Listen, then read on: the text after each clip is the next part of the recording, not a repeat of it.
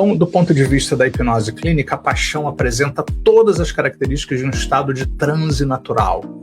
Não metáfora, é descrição técnica de um fenômeno dissociativo. A paixão intensa é um estado de transe, com todas as características hipnóticas que isso tem.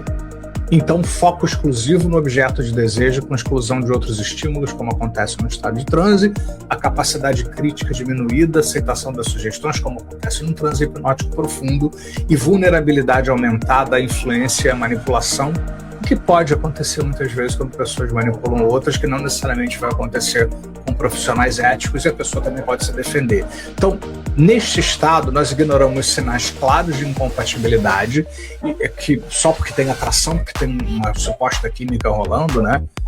Justificamos comportamentos problemáticos e nos moldamos ao outro de forma que compromete a nossa